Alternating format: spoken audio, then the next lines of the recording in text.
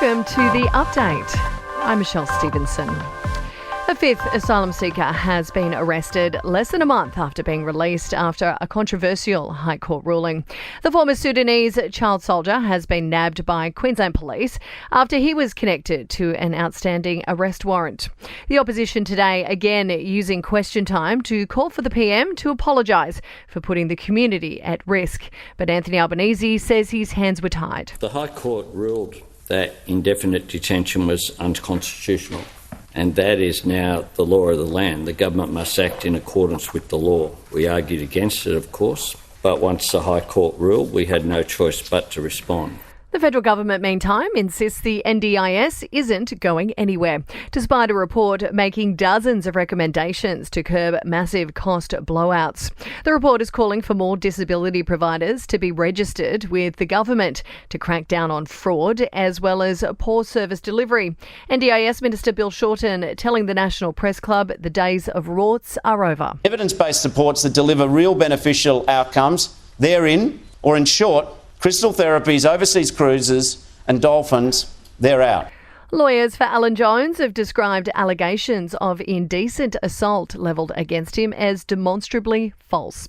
They say they've taken the first steps towards defamation proceedings after 9 newspapers heard from 5 men accusing the former 2GB radio host of using his power to prey on them. Key components of the federal government's industrial relations laws will pass through Parliament after Labor reached a deal with the Greens as well as some independents.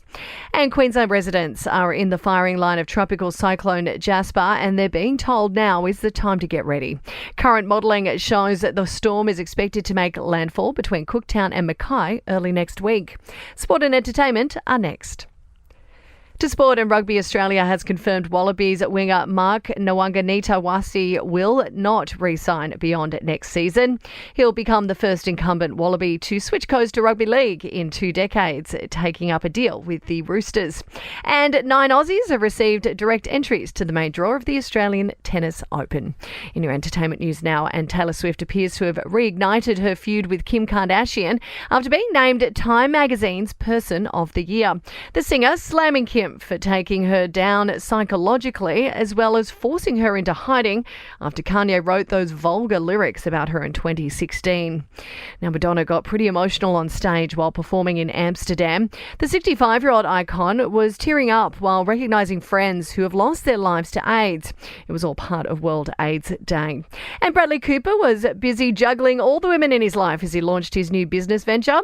Both his ex-partner Irina Shayk as well as current flame Gigi Hadid stopped by his cheesesteak food truck to sample what the actor was serving up.